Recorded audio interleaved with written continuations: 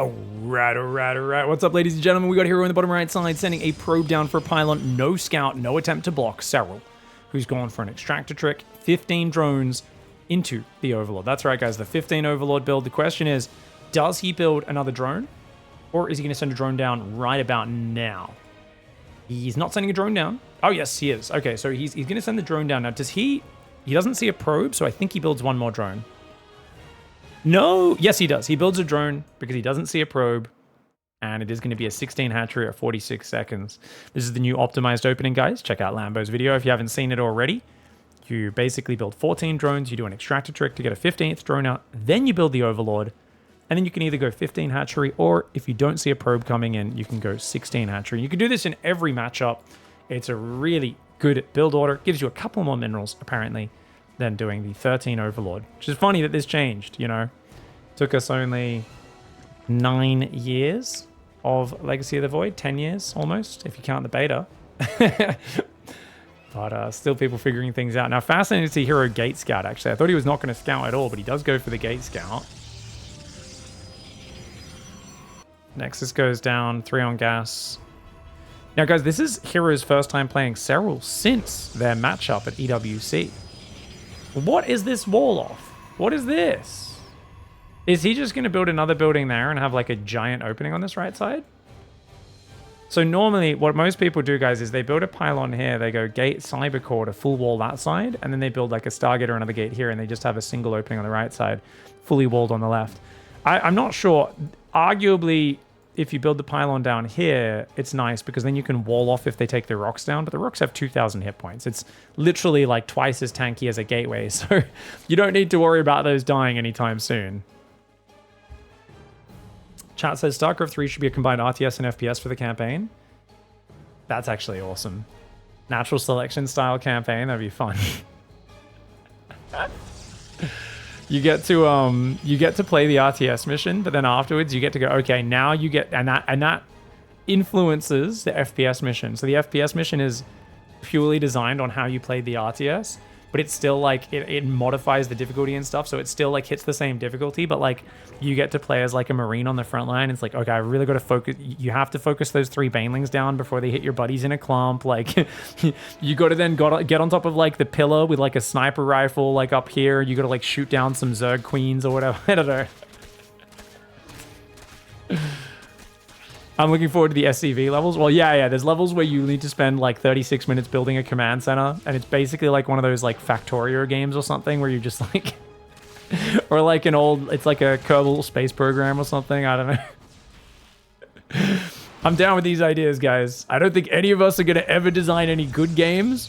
We'll just make those games that people write articles about because they can't believe anyone was stupid enough to make these games. Stalker comes out. Overlord's going to potentially, I think that's dead. I'm betting dead. Yeah, there's no way. Oh, if Hero doesn't screw up the micro. Yeah. Oh my god, it's close. It's gonna barely die. Last shot gets it. Oh, might have got one more shot off anyway, but that's gonna damage SERRAL's income a little bit. Or not his income, but you know, has to spend 100 minerals rebuilding that. Lings come in, but 2 adepts should be able to protect this 3rd base. And Hero has a Void Ray on the way after the first Oracle. First Oracle arriving on the other side of the map. Looks like he's going to go for the creep spread. Very popular to do that. If you place it perfectly, I believe you can get both with the Revelation, and he does place it perfectly. Very nicely done. Gets rid of the creep spread. He can go back and get energy off a Nexus now. And of course, that Void Ray will come forward to try and deny vision from the Overlords. 3rd Nexus has started. Behind it, 5 drones on the way. Spore in the main, Spore in the natural. No Spore in the 3rd base just yet, and it's going to be a total of 5 queens. 5 queen, 2 Spore opening, very popular, and SERRAL has perfected this. He is a little close to a supply block. It would be uncharacteristic for SERRAL to get supply blocked, and as I say it, he immediately builds an Overlord. Yeah, if Dark had SERRAL's ability to, like, open, clean, defend, never get supply blocked, I actually think Dark would be, like, 6-time world champion by now. Fortunately, guys, we are losing Dark in about a month's time to the Korean military. He has his date. I think he said early Feb. I asked him about it. Hopefully we get to see some more Dark in the last few weeks of his career before he has to at least semi-retire for the military. Don't know if we'll see him coming back in a year and a half, 2 years when that service is over. Mandatory military service in Korea, a bit of a bummer. Void Ray does get a few Overlords. I mean, this is not bad damage so far. 3 Overlords, 4 Zerglings. You are up 10 workers despite that as SERRAL though, so I guess SERRAL's pretty good. 4th hatchery here is interesting because Blink can abuse this ledge, can't it? Now, I know against Terran, he started taking this 4th base because SERRAL realized this base was impossible to defend from Marine Tank. And part of me wonders, is it a mistake to take this 4th against Protoss? Because, like, Blink Stalkers up and down the ledge and Oracles could be very annoying. Ooh, Oracles dive, get 2 drones on that side. Sorry, I wasn't expecting him to dive in Spore range. Missed that one.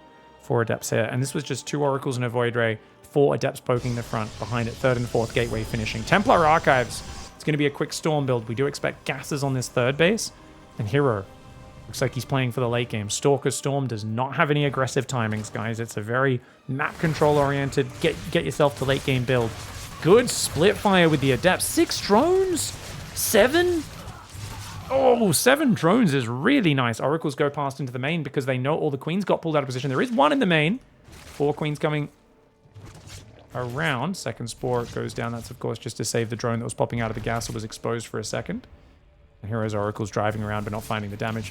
Void Ray turns on its prismatic alignment, does have to back away as the queens push it back. Great spread here for SERRAL. SERRAL's got +1 range. He's got Hydra upgrades. He does not have an infestation pit just yet, though. 7 more drones building. He's got to be careful. Stalkers are already on the front, and this is Hero.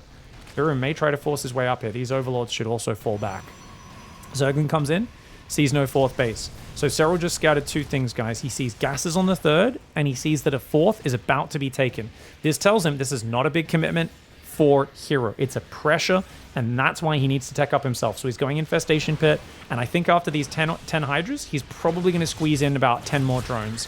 You can see 10 Hydras, 10 more Zerglings coming out for now. He does want to be very safe. SERRAL's a player who always likes to be safe, but I think double gas on this base and 10 more drones will be the next thing that happens on the next macro cycle. Keep your eyes on it. Hero just looking to deny creep, be a nuisance. There we go. There's those 10 drones I talked about. 7 for now. Still hasn't taken the gases on the 4th. And there we go. They go down at 720. Great scouting for SERRAL. This is just so many players would overbuild army here against such a small pressure. Not SERRAL. I mean, you could argue 11 Hydras, 15 Zerglings is overbuilding, but I don't think so. I think this is just pretty much what you're supposed to do here. Traps 2 Stalkers. Remember, Stalkers are very valuable units. And even though it is close to 2-1 in the trading for Hero, SERRAL's up 12 workers. He's got a hive started. His +1 range is almost done. On the other hand, Hero's Storm's almost done. His +2's on the way. Even though SERRAL's taking a 5th base, Hero's 4th is almost finished, and he's going 9 gates. Great control for Hero. He's just got to blink back one more time. SERRAL chasing a bit ambitiously here. SERRAL, back off, mate. Storm's there. Actually, SERRAL gets... What the hell? SERRAL dives. SERRAL, I called him for a second as he was killing the Oracle. He tries to go for the High Templar with this Ling Hydra opportunistic moment and actually gets some good value. Slaps Hero back off the map. Hero is like, what? You can't come out here. Hero's thinking about blinking across the rocks. He's like, dude, I'm going to keep fighting for map control. Hero, though, this is delayed Hero taking these gases. Hero's Robo's only now down. Whilst Hero does have Stalker Storm, he just got pushed back. This scares him, losing all those Stalkers and High Templar. He's now behind in the units lost, into rebuilding all of that when he needs to be focused on dealing with the Lurkers. I actually think... Oh my gosh, and he loses another Oracle! Hero just lost both Oracles in his Void Ray. This is a disaster. That's all of his detection. When Lurkers come out, it's going to be a big problem. The Ling's getting ready to flank. The Hydras are already pre-spread. He can't fight into the choke, though. I love that the Lings go around. Beautiful play here. If he intercepts the rally, that could be nice, but no, Lings are fighting a bit too early here. Finds himself a High Templar. Happy to take that out, as a High Templar is worth about 10 Zerglings in terms of cost. Double Lurker Den coming in. SERRAL's going to go for well, he didn't build a Lurker Den earlier. SERRAL playing a little sloppy like Raynor here. Raynor loves to go double Lurker Den, but I mean, why not just build the Lurker Den a minute earlier before the Hive's finished? A bit late on this. He's a bit under pressure right now. Ling's on top of those High Templar. Beautiful surround, but the Zealots coming in are going to be a problem. Those High Templar pulling back. There's still 1 Storm left. Great Storms for Hero. Does he have the Zealot Stalker count, though? The Hydras trading here. Hydras are very expensive units. You don't want to be losing all those Hydras. It's a very dangerous series of fights here for SERRAL, but he is maintaining control out this side, and that means his creep is not getting pushed back. Hero, known for attacking into bad positions and killing himself, right? Hero is the man who tries to knock down his opponent's fortress by charging the gate. No ladders, no siege equipment. He says, oh, there's a ditch? And we go, Hero, sir, Hero, General Hero, they have a ditch. 3 ditches filled with spikes, a palisade. behind that a giant fortress wall with a thick metal gate. And he goes, ironclad gate, okay. And they go, what's your strategy? And he goes, charge. And you're like, sir, how will we overcome the trenches? He's like, we'll fill the trenches with the bodies of our own soldiers. And you're like, oh, okay. It's at that point you realize if you're in Hero's military, you signed up for the wrong military. He has no respect for his soldier's life. And don't get me wrong, sometimes he catches his opponents off guard, the gates are unbarred, and he runs in and gets them. But other times he will impale himself on those defenses, throw his army away, and get in bad spots. Now he's going to Stargate Fleet Beacon, armor upgrades getting added in on the second forge. He's got decent map control, but as the lurkers finish, the double lurker upgrades, things are now scary. Because lurkers do counter his army. He's got a single immortal to counter the lurkers. And do immortals counter lurkers, guys? I've heard Protoss players complaining whenever I say it. They're like, they don't counter them. Pig lurkers beat immortals. They're very good at killing lurkers. If you put an immortal and a lurker in a pen, the immortal destroys them. Don't get me wrong, mass lurker can still beat them if they're angled correctly. It's all about positioning. Lurkers on the low ground over there, smashing that base. The prism did go down. Hero's going to dive in the middle. He might sandwich himself. He is forcing the lurkers to engage on his face. So he's actually killing a lot of SERRAL's lurkers, but his army's getting smashed. He blinks into the lurkers as well. Both sides taking heavy losses. That is the sort of crazy engagement ever that you would expect. Hero is the man who orders his cavalry to charge into the machine gun fire. It's not like the Stalker Zealot was really that useful anymore. He needs higher quality units. And more importantly than ever, though, he needs a standing army to keep SERRAL off his back. If these lurkers siege on his base and he has to fight into it, Hero's screwed. Frantic Zealot counterattacks go across the map. SERRAL already ready with a mass Dropper-Lord force on the bottom to do a lurker drop. The Zealots may spot this, though. But no, he sees the Zealots coming. He burrows the lurkers. This does at least delay SERRAL's drop. SERRAL's got an army in the top right. They pulled back from denying this fourth base mining. Hero right now on 80 probes. He's transferred to that base down there. He's got a lot of gas in the bank, so that is good. Lurkers do take out a few Zealots. And he's going to run forward. The Zealots get a few hits. SERRAL will just immediately reburrow, takes out most of the Zealots, and he will think twice, though, about going for the drop now that the lurkers have been spotted out there. Tempest count, where are we at? 1 Tempest, no mothership on the way. Hero, he's down 40 supply, almost all army supply. If he can stabilize without taking damage for the next 2 minutes, though, he's going to have a better quality army. The Spy has only just started.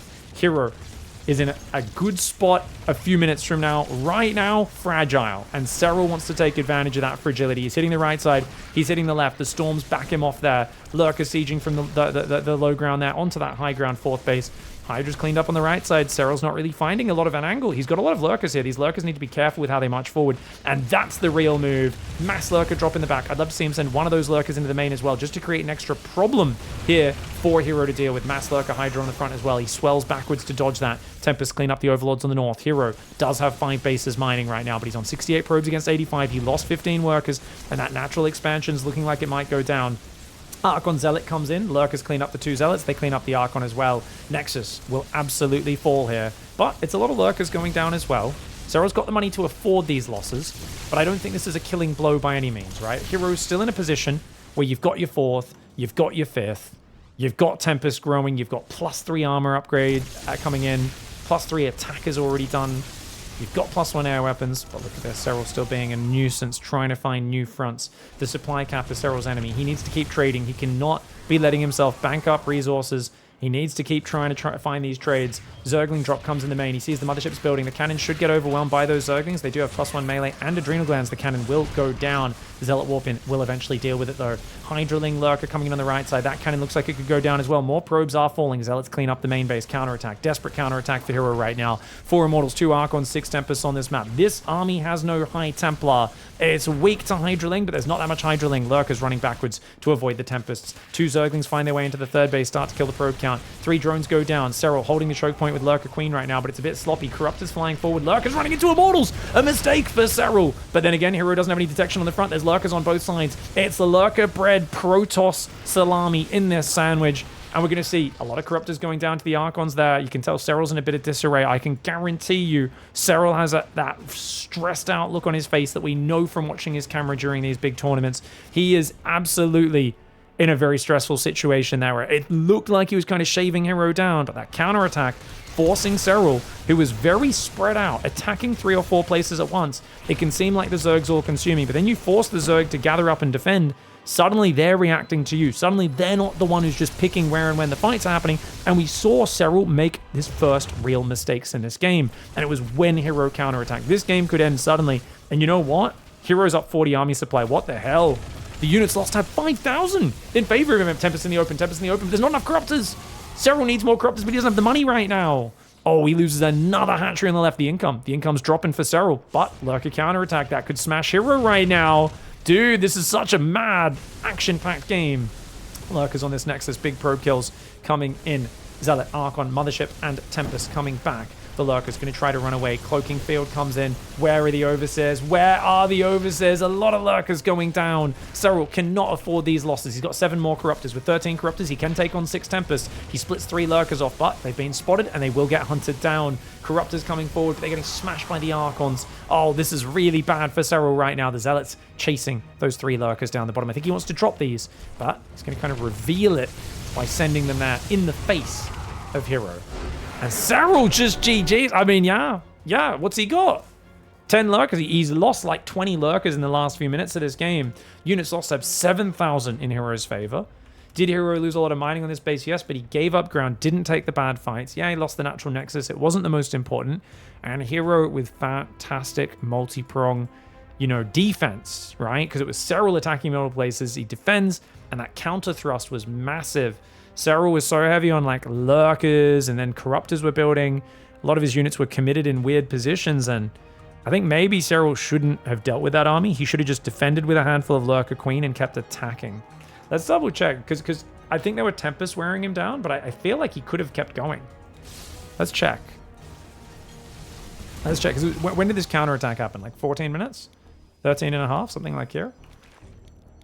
I think if he kept counterattacking and base trading, it was better for him. Because look at this counterattack for Hero. This is kind of desperate. But the problem for him is he doesn't have enough Hydras to deal with the Tempests. And there's 4 Tempests, so they will eventually clear the whole army. And there's Storm as well. No, he has to go back. Yeah, he has to go back. This is just a good counterattack for Hero. Like, he splits his army really nicely. A few Storms plus Tempests clear all the Hydras. They're going to clear the Lurkers slowly. You have to go home and defend, and you don't have any Hydras. You only got Lurkers, Corruptors, and Lings, which actually really sucks. You wish you had like 15, 20 Hydras in your army to help just have a more mobile force to deal with this. Yeah, you can see those Lurkers got cleaned up just before the Observer died. So the Corruptors did actually kill the Observer there, but he already killed 3 Lurkers, and he gets another 2. Wow. And he pulls back at the right time. Really just calculated play for Hero. Great defense in game 1. All right, guys. Hero in the top right side. Very nice game 1. He goes for a 13 pylon. The reason you go 13 pylon is so you can start it a little bit earlier, which means after starting it, you get to head across the map a little bit faster. It is once again 15 drone into 15 overlord. But can you get a 15 hatchery down in time if they go 13 pylon? I think you should. I thought you'd be able to, but apparently not. That's a very early probe. And that's going to get there just in time, right? Yeah, just in time. Like, literally, if he's half a second later, I think SERRAL gets that 3rd down. Yeah, 15 Overlord is apparently the new best build. You want to be like 6 minerals ahead of a normal build order. Maybe even a little more than that. Just because you get those 15 drones mining so fast. And especially with maps like against Protoss, where with a normal probe going across, you could still get the hatchery down in time on 15. It's really nice. SERRAL was going straight to the 3rd base. Yeah, you always click it straight to the 3rd because you're meant to go out front. And if you see no probe, then you turn back to take your base. Right? And if you see no... You turn back and you build a 16th drone. And then you build the hatchery. But he's going to have to go 3rd hatch gas pool. Hero... I mean... I think what's interesting is we're seeing from the games that we're seeing from SERRAL recently in this matchup, he doesn't want to let Protoss get to late game. And this is a really cool dynamic. Seeing Zerg, SERRAL with a bit more urgency about stopping the Protoss, because how often do we see SERRAL feel like he has to kill his opponent before late game? I mean, I guess you could argue against Clem for a while. He's been screwing with Clem and kind of smashing weird timings and things into him for a while, but in this matchup, I don't know if there's ever been a period where I've looked at the matchup and said, wow, SERRAL's constantly spamming Roach Hydra, Lurker, multi-prong, doing drops during Niduses. But at the moment, it's all about that multi-prong. I do like that Overlord drop speed got buffed a few times. Like Overlords, when they morph into Drop Lords, actually get a little bit faster. They unload. I think they unload maybe slightly faster as well. It's good. It's really nice. Now, historically in StarCraft, balance and design, there's always been pro gamers get really upset, and a lot of players do, if one race is better than the other at late game and end game. They go, every race should be perfectly balanced at every stage of the game, and I just don't think that's ever really viable or been a thing in any, you know, game with different factions, right? I think you've just got to deal with the fact that it's fine for, you know, hey, if you let the Protoss get to max out and have the mothership and blah blah blah, they have the advantage. Of course, there needs to be commensurate options in the early, mid game, and so on to counter that. And the reason why those sort of imbalances are a bigger problem in Legacy of the Void than they were in Heart of the Swarm and Wings of Liberty is because you do rush to the late game in the 12 worker start, right? We get to 3 bases so early. We see players finishing Hive sometimes before 7 minutes. We see players with, you know, double Forge, double Robo, Templar Archives, 10 gateways, going into second Stargate and Fleet Beacon before the 9-minute mark a lot of the time. And that's just the pace of the economic growth means that, like, if you do have a late game advantage, like Protoss seems to in this matchup right now, in a 12 worker start, it's a bigger advantage than it would be back in a Heart of the Swarm or Wings of Liberty setup, where it's much harder to get to that late game. Happens after more prolonged stages. Also, when you've got more money, one of the interesting things I've been thinking about, how like timings disappear because there's so many upgrades kicking in at once and so many techs happening at the same time, that like timing windows are just more narrow. And it makes me think, like, obviously players have gotten better at defending and scouting and macroing, but it's definitely a thing where, like, it used to be, oh, +1 is finished, I'm doing a +1 charge attack timing, and it would feel like there'd be like a minute or two where that advantage existed. Currently, Legacy of the Void, I guess those sort of advantages are usually like, it's like a 15-second window, right? It's a 20-second window. Maybe I'm exaggerating things a little bit, but it's just interesting to think about how having an increased economic start, it stabilizes the game, it allows people to consistently get to where they want to be, and it really removes all the pain points and the frustrations of StarCraft 2. And I think this is something that is kind of, I've just been thinking about watching casting pro games, looking at all the experiments I've been doing, and I'm like, if you remove too many pain points in a game and focus too much on removing all the frustrating things and try to make it as consistent as possible that you get to a fair position, sometimes you end up patching out the excitement and the variability of an RTS or a strategy game, and that's something you got to be careful of. It's always going to be a fine balancing act either way, though. Balancing games, designing them is hard. It's easy from your armchair. It's easy to criticize, very hard to actually do. Did the Adepts all get surrounded there? They recall. Where are the Adepts? Okay, the Adepts all recalled home there, guys. I take it out. Oh, they shaded back, actually. They just shaded back. Oracle's got 4 drones, though, which is really lovely damage. 4th hatchery on the right side. Evo chamber goes down. Roach Horn, a few more gases. SERRAL's economy slightly ahead of Heroes, but only ever so slightly as Hero goes into Blink. Interesting, he's gone Oracle, Void Ray, Oracle again, which is, it's a very good opening, but yeah. Stalker Oracle coming forward.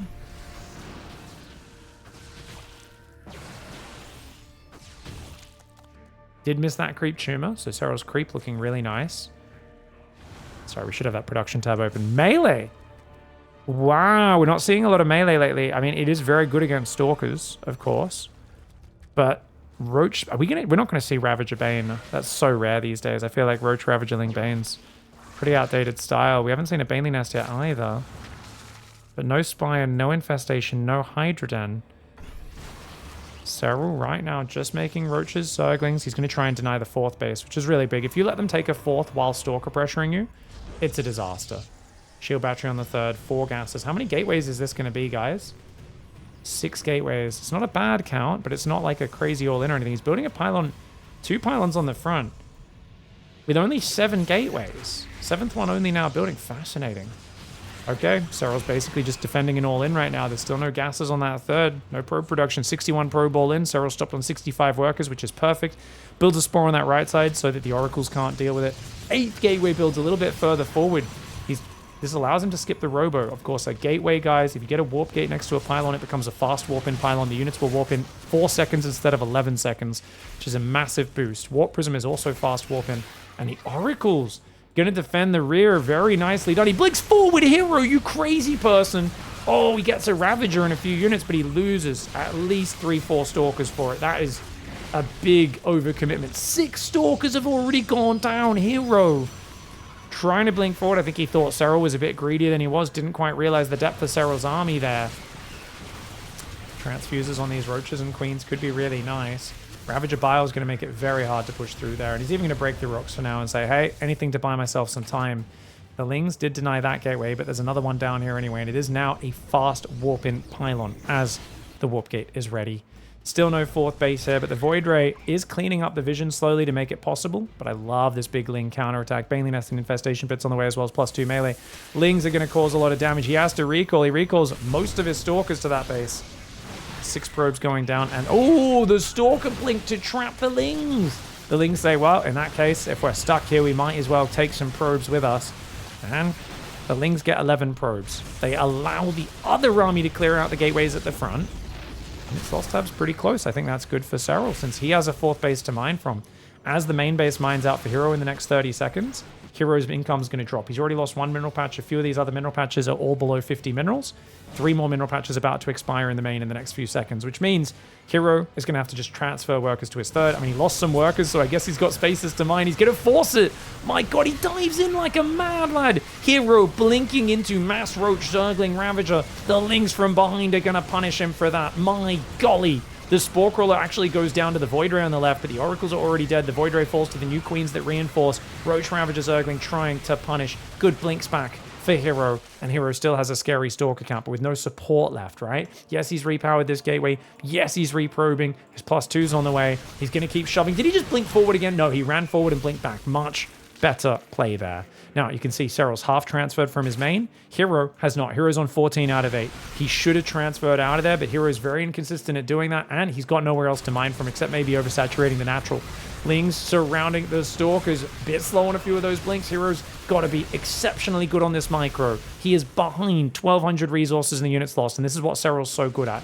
If you overcommit to an attack, he will overcommit to army himself. Most Zergs get caught without enough army, not SERRAL. He builds an abundance of units, so he can't just survive, but he can crush your attack and actually trade better than you. Banelings! Oh my god, Banelings just walked in. They waddled in. Slow Banelings killed 13 probes. Hero desperately needs damage, but he can't do it. There's too many Biles. He's got to dodge the Biles. There's enough Ravagers now with 12 Ravagers to constantly drop corrosive Biles. You can try to run in and snipe the Ravagers, but with the Lings there with +2 melee about to finish, that's not going to work. Adrenal's on the way as well. +1 range starting. 64 drones still up, looking great. Lings come in, kill 2 more probes. Stalker's going to try and force it. Ling Ravager defense has been so good. The micro of SERRAL out of this world. Just the Ravagers there, throwing the Biles. Maybe throwing a few too many Biles at once. You want to space those out, but he's busy multitasking. 5 probes went down, still nothing defending. Hero's going all in. Hero has decided, I am not really going to defend for a while. Finally warps in Stalkers at home, but at the same time, he blinks forward.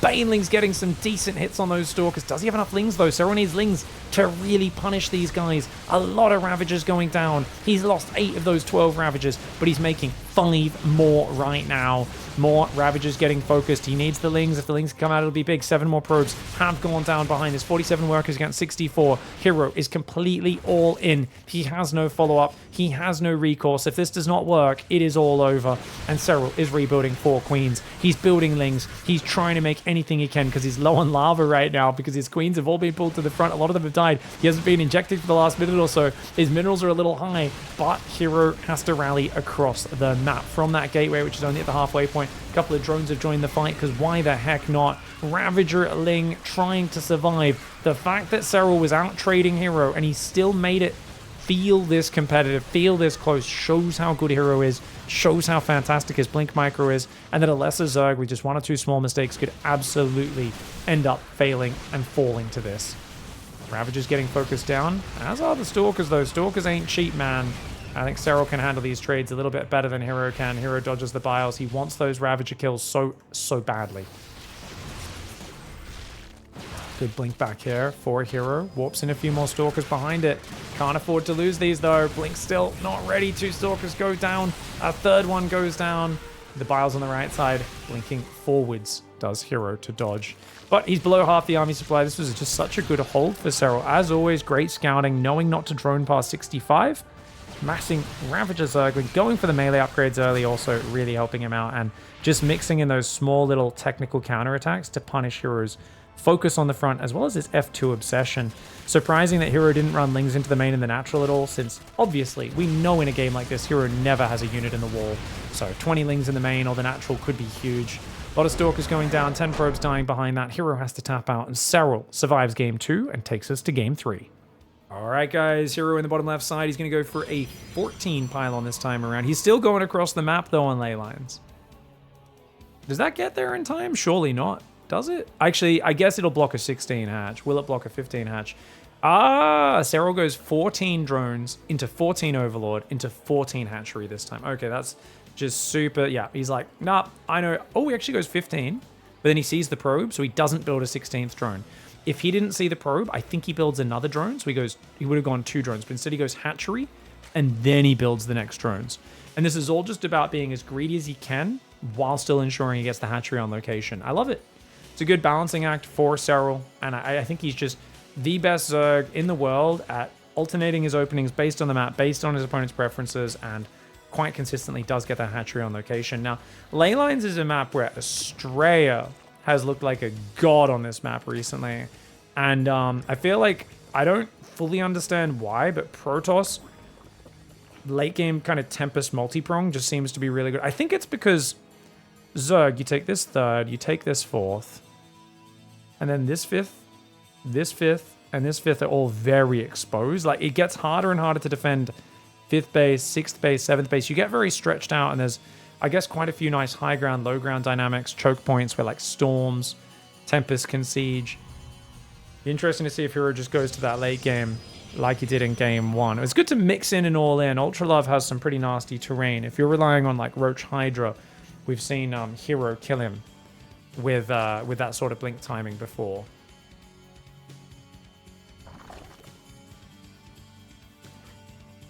Just put 2025 StarCraft tournament reaction. The EWC StarCraft tournament circuit reaction. Rake in the views. And also lose trust. I'm like, hey guys, we're just following the big news that didn't come out. Yeah, no. We can definitely modify things, but as it is, SERRAL in the title definitely bumps those viewers up. People love seeing some SERRAL, and I think it's kind of exciting that we see a SERRAL who feels desperate to do damage to Protoss players to some extent. That last game he didn't need to because he was being all in, but you know, off 80 drones or so, trying to multi-prong, trying to use drops a lot more. I think SERRAL's the best preparer in the game, and you can really see the way SERRAL adjusts to the challenges we put in front of him. I think that's my most exciting part of StarCraft in the last few years. Like, if you had to ask me, like, don't be wrong, I love Dark and Hero games because they're unpredictable and fun, but it's also kind of painful when you look at like how little they prepare. That's no hate on Hero and Dark, but like these guys just clearly don't prepare anywhere near as much as SERRAL. Raynor doesn't prepare anywhere near as much as SERRAL, or not as well.